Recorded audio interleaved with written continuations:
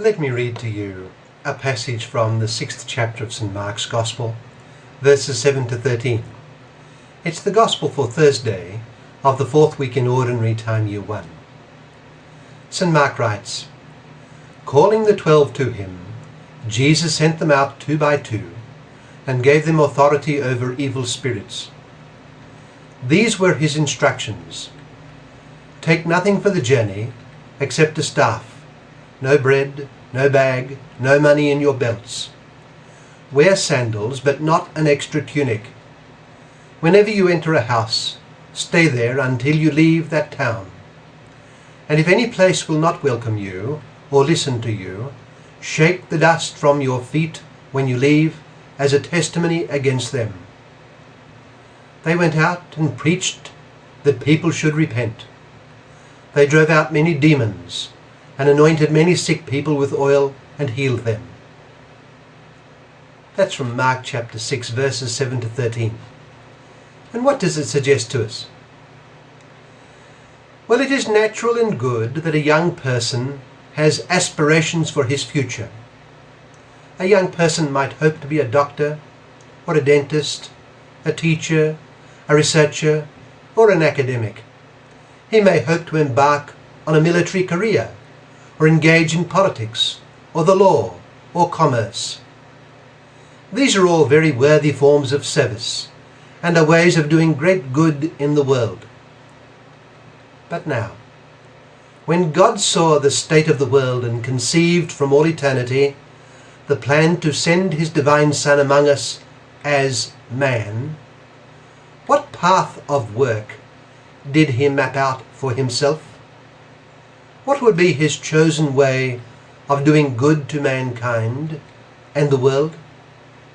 For instance, would he choose a political career? After all, we would all love to see an outstanding politician leading the country or the world. What great good could be done by such a person? Alternatively, would it be a military path, not simply to gain military conquests, but to establish a wonderful earthly kingdom? Imagine God become man as president, prime minister, or even temporal ruler of the world, a Caesar for the nations.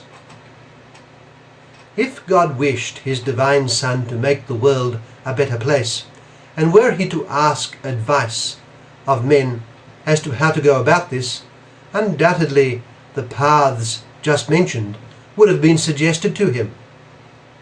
But no, the mission of Christ in this world involved none of these, even though many at the time wished it did. When our Lord fed the thousands with a handful of food, they wanted to make him king.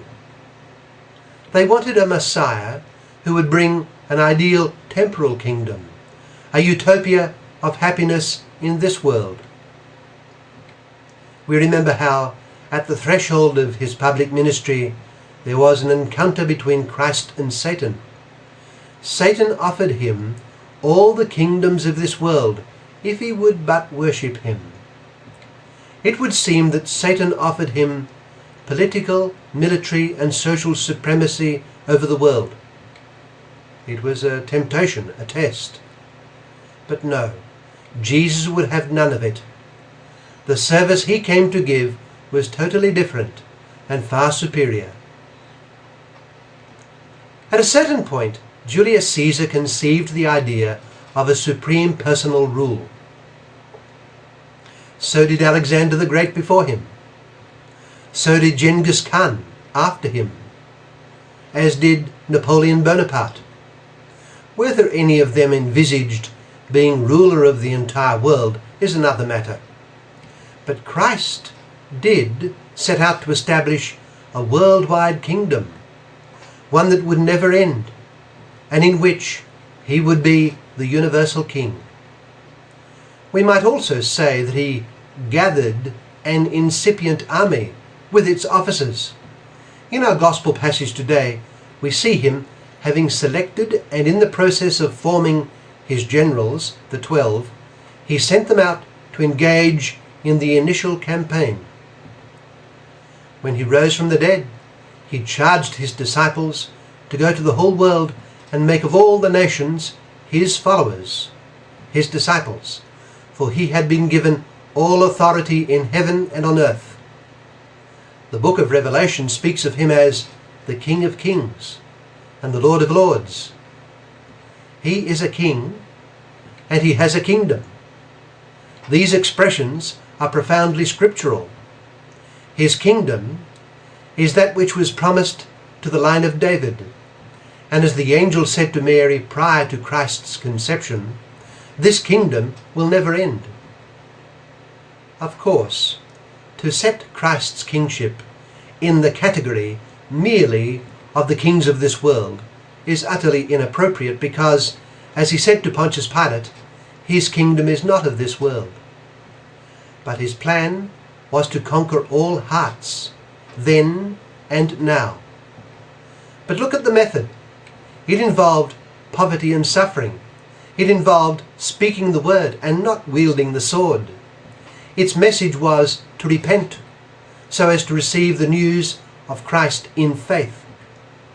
This then, inasmuch as it is the work of Christ himself, his chosen work, is the supreme service for mankind.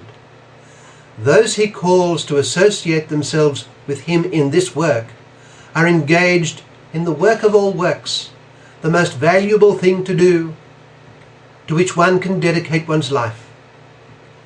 If any young person who is baptized into Christ is asked what he would like to do in life, the very best answer he could possibly give is to dedicate himself to the work of Christ, either formally and exclusively, or within some secular profession, and of course within his family if he or she is married. As we read Christ calling the 12 and sending them out to represent him by their preaching and by their authority, let us imagine ourselves likewise being called by Christ. He calls by his word, and he did so at our baptism. This call was renewed and deepened at our confirmation, and it is sustained by hearing the word of Christ as it is proclaimed to us by the church, and by receiving Christ in the sacraments.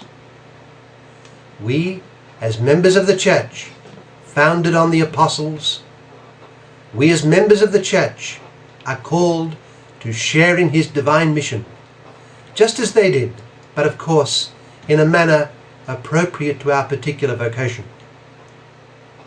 Christ's mission is the supreme service to be offered to the world, for it serves the world's salvation.